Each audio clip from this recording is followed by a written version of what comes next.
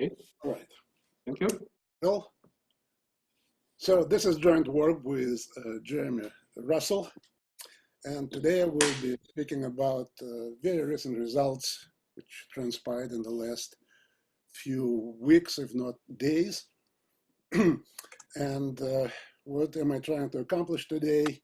In the narrow sense, I will just want to introduce a new construct. We call it asymptotic torsion, and show how to determine its right-derived functors. The method that I will use is not a new one. It will work in the category of functors. This is a well-established, but not very well-known subject.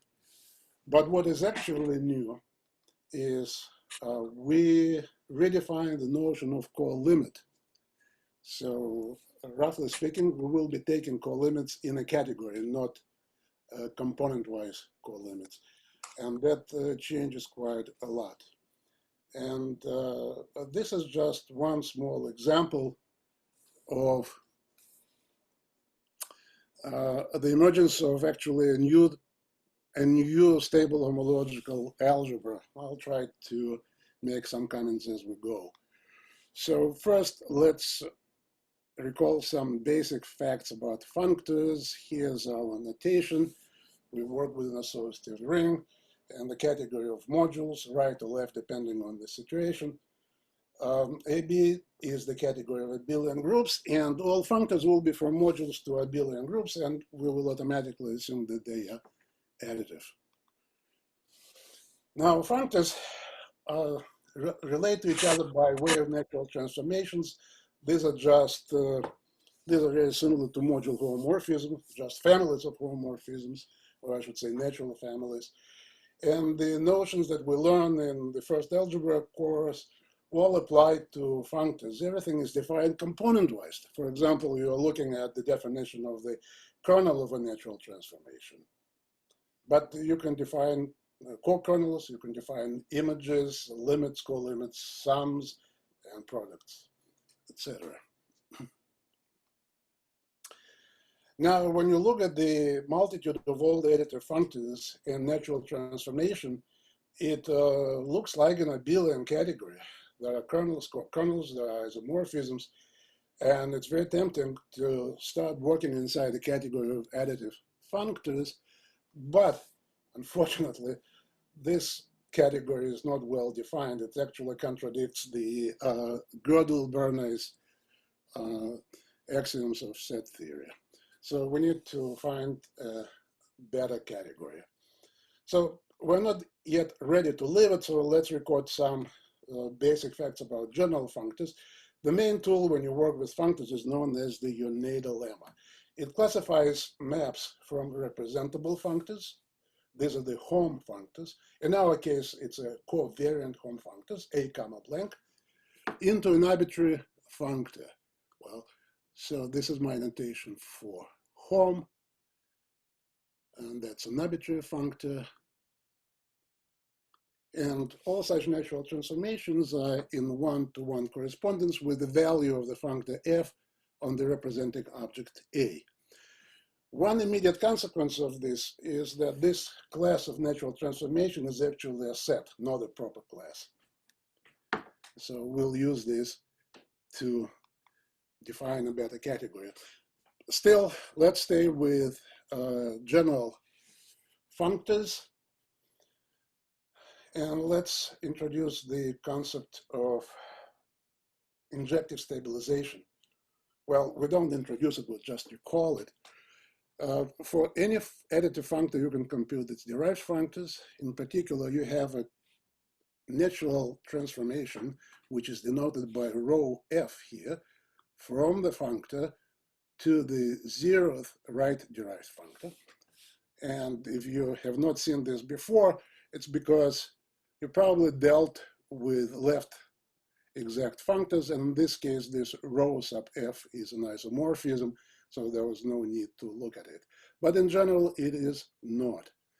And the kernel of this transformation, denoted by f over bar, is called the injective stabilization of the functor f. That's the largest subfunctor of f that vanishes on injective modules. And because it is a subfunctor of an additive functor, it is itself additive. So we're still working with additive functors. Now, if you want to compute the injective stabilization, you can do it easily. So for change, let's start with the left module, call it B. Suppose you want to compute the injective stabilization F bar on B. So what do? You embed B into an injective, then apply the functor, and take the kernel of the new morphism. So thus you have a defining sequence for the value of the injective stabilization on B. Very easy. So here's an example. We're going to look at the functor given by the tensor product with the right module A. We have to change notation here, and instead of using over bar, I will use the harpoon notation. Here it is, if you can see it. So this functor is will be denoted A harpoon blank, and when you want to evaluate it on B, for brevity, we'll often write A harpoon tensor product B. So the result is actually a bifunctor, and as is the case with classical homological algebra, when you have a bifunctor and you do something with it, usually you have an active variable and an inert variable. In this case, B is the active variable. That's the one that is being embedded into an injective. And the letter A here, well, this is just a label for the functor. A is used to indicate what your functor is. But the action actually takes place with the variable B. It is the one that is being injected into an injective module. In case you want to compute it, there is a formula. It's 50 years old, and we don't need it. So, but just in case, if you ever need to compute this injective stabilization, if the module A is finitely presented, you can use this formula. The TR here stands for the transpose, Auslander transpose. Now, the important remark here, and that's the reason for the harpoon notation, is that unlike the tensor product, it is important to understand which of the two variables is being resolved, where you go into an injective. So this is not balanced. So the result depends on the choice of which of the two variables goes into an injective. And the convention here is that the harpoon always points in the direction of the active variable. And now we can try and build a better category. So first we need the notion of a finitely generated functor. So we say that the functor is finitely generated if it is a quotient of a representable functor. And we say that the functor is finitely presented if it's a co-kernel of a natural transformation between two representables. So two easy examples are representable functors. First of all, they're trivially finitely presented. A little bit less obvious, but still trivial, is the covariant x1 functor. For that, to see that, you just take an projective P mapping onto A, denote the kernel by omega A, home it into the blank, and take the long cohomology exact sequence. You will immediately arrive at this expression. So now,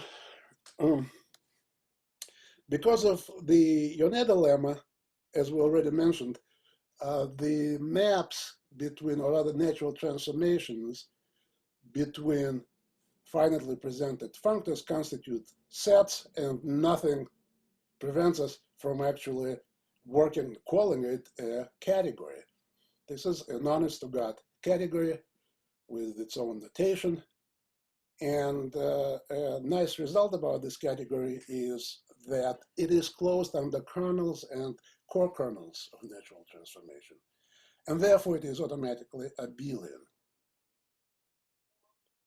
Now, another interesting piece of information is that the projectives in this category are precisely the representable functors. So now we have a nice category, which we are beginning to understand better. So let's move ahead. So the next question is, how do you work with finally presented functors? And now I'm going to introduce the main tool for working with finally presented functors. It is called the DEFECT. So I start with the functor f, which is finally presented. Now, by the YONEDA lemma, any natural transformation between finitely presented functors is induced by some map f on the arguments. So that's going to be a map from A to B. And let's just take the kernel of that map. And we call this the defect of f. So what does it do? You start with the functor f, you apply the defect, you end up with a module. You see the defining sequence for that defect. So once again, the defect works from functors f, and it defines a module. Now, if you look at this defining sequence, you can home it into blank, and you immediately see, by comparing it with the original presentation of the functor, that you get a natural transformation from the original functor to the functor represented by the defect. And again, it's a trivial remark that this natural transformation evaluates to an isomorphism on injective modules, simply because both expressions here, both f and the representable functor here, are co-kernels of the same natural transformation. Well, let's take a look at examples. If you compute the defect of the representable functor, that's precisely the representing object. On the other hand, if you go back to our second example, the covariant x functor, this functor has defect 0 because it is determined by an exact sequence. The map from omega A to P is an embedding. The kernel of that is 0. You're looking here. This 0 here is the defect by definition. Well, there are some other interesting properties that those finally presented functors have. If you know the defect of the functor, then that natural transformation from f to the corresponding representable functor is precisely the right-derived transformation that I mentioned before, going from f to the 0th right-derived functor. Now, another thing which is known from classical homological algebra is that if you know the 0th derived functor, then its derived functors are exactly the same as the derived functors of the original functor f. But in this case, we do know the 0th right derived functor. And that's just home, and the derived functors of home are x.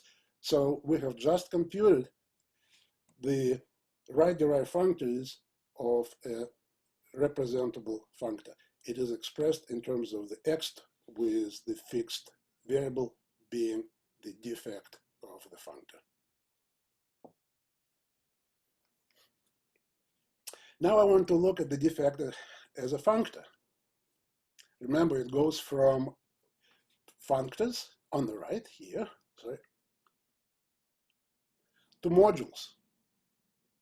But it has companion functors. One of them on the bottom, denoted by the letter y, is called the YONEDA embedding. It takes a module A and constructs the corresponding representable functor.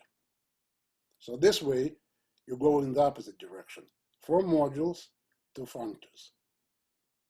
And then there's a second functor going in the same direction, L0 of y. This is simply the 0th left-derived functor of the YONEDA embedding. And there are interesting relationship between these functors. Let's go to the next page. The first thing is a result which seems somewhat dual to the YONEDA lemma. If you remember, YONEDA lemma classifies maps or natural transformations from representable functors to arbitrary finitely presented, or actually arbitrary functors. The co-YONEDA lemma you're looking at classifies natural transformations going in the opposite direction, from a finitely presented functor f to a representable functor. It turns out that's precisely the home, so this is the home in the category of modules between the representing object A and the defect of f. Now, in itself, that's a very useful tool, but actually it tells us more than we said so far. This is precisely the statement that the defect W and the YONEDA embedding are adjoined to each other on the right. So if you're not familiar with this terminology, it's because the functors are contravariant. So in the contravariant adjunction, you have either two right adjoints or two left adjoints. So in this case, we have two right adjoints. But if you now look at the other pair, the defect and the zeroth left-derived functor of y, they are left adjoint to each other. Now, if the functors are right adjoint to each other, then they convert co-limits into limits. If they are left adjoint to each other, they convert limits into co-limits. And therefore, because W is both right adjoint and left adjoint, it interchanges limits and co-limits, and in particular, it is exact. So this tool that I'm trying to sell you, the defect, has a very nice property. It is an exact functor. So we'll use that fact a little later. And now we'll look at the category of finally presented functors as a whole. And the first property that we need to know is that this functor has limits, and those limits can be computed component-wise.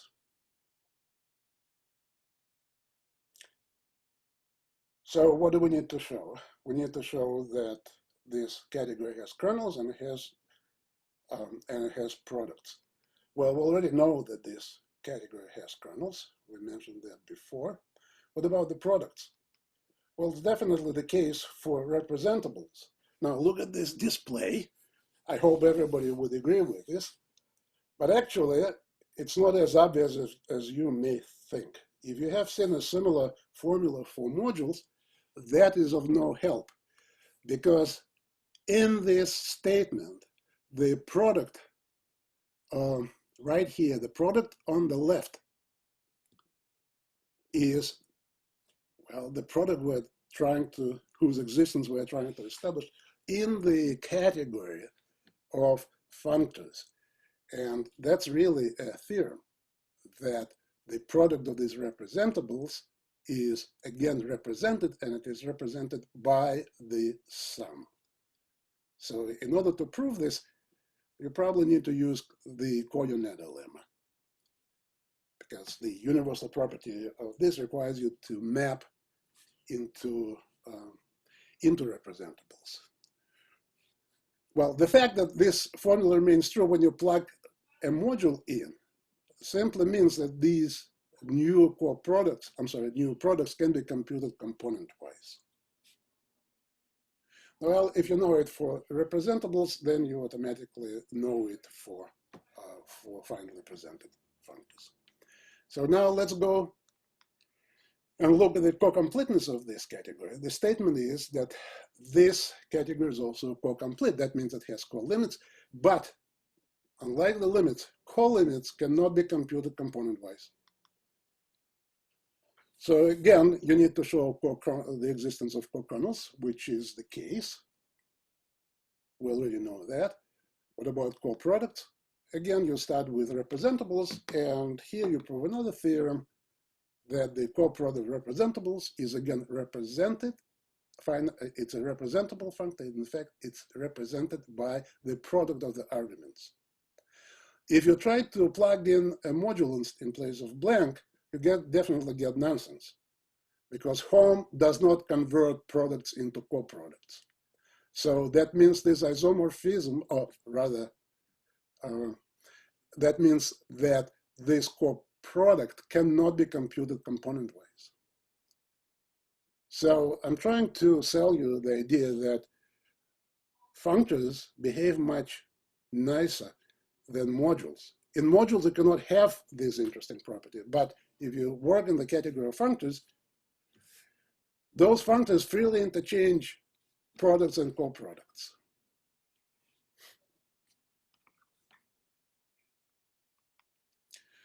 Well, the preparatory part is over. Now I would like to talk about torsion, cotorsion, the asymptotic stabilization, how we put all these things together and prove the main result.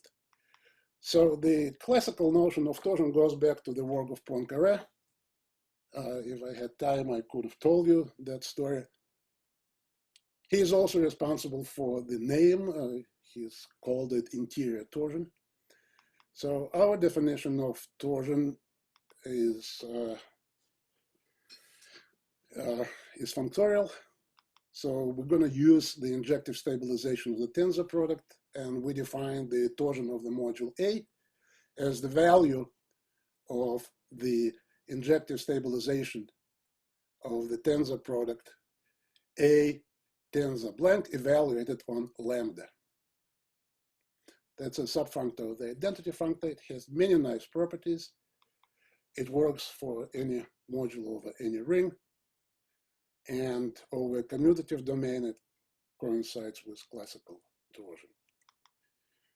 So what about cotorsion? Unlike torsion, this concept doesn't have a classical prototype. We introduced it a few years ago. And it's, if you think a little bit about this definition, disregarding the notation, you will see some dual nature of this definition compared to torsion. So what it is simply you take home from the ring into the module, nothing interesting, but then you mod out all the maps that factor through injectives. And that's the definition of the cotorsion of the module B. That's a quotient module. Equivalently, the Q of B, the cotorsion, is just the module B, modulo the trace of all injectives in B. That means you take the submodule of B generated by the images of all possible homomorphisms from injectives into B. And if you want to phrase that definition in terms of stabilization, that's also possible. So let's compare torsion and cotorsion. Cotorsion is much nicer. It is always finally presented. It has defect 0. Concerning the torsion, if you know that the injective envelope of the ring on the other side, that is on the left, is finally presented, then the torsion is also finally presented. In that case, the defect of torsion is precisely the cotorsion of the standard lambda, viewed as a modulo itself on the left. Again, if you know the defect, you know the right-derived functors. Now, this is not a restrictive condition to have a finally presented injective envelope. Any finally generated, well, over any art in algebra has this property. So this is a huge class of rings. So there's plenty of space to do interesting mathematics. Now, what is asymptotic stabilization? We're going to stabilize the tensor product asymptotically. So we need two, in the tensor product, we need a right module A. We take a projective resolution, or rather projective sequence, P going to A. With kernel omega A, we take an injective container I for B. We tensor these sequences. We look at the connecting homomorphism, and we immediately see that there's a map of this sort between two injective stabilizations. It looks interesting because it can be iterated. Once you iterate, you get this infinite sequence, and then you pass to the limit. This is called the asymptotic stabilization of the tensor product. Again, there's an active stabilization, there's an inert stabilization. But the interesting thing here is that because limits can be computed component-wise, if you work in a category of finally presented functors, you can actually erase that letter A here and work with the functors. And that's what we're going to do. Let me assume that the module B and all of its syzygy modules and the co-syzygy modules in the injective resolution, in some injective resolution, are of type FP infinity. That means they have resolutions, projective resolutions by finitely generated projectives. Then all these functors that you get by erasing the letter A are finally presented. Well, and that means you can compute the inert stabilization of the tensor product as the limit of these finally presented functors. And now we are approaching our final pages. So recall the definition of torsion. Why not stabilize it? We'll just subject it to a stabilization, exactly as on the previous page. The limit of this construction, we call it the asymptotic torsion. Now, this is the definition of cotorsion. Let's stabilize it too. This way, you will apply the co-syzygy operator to both arguments. So over by is still home modular injectives. Then you take the co-limit. Now it turns out that this functor is finitely presented.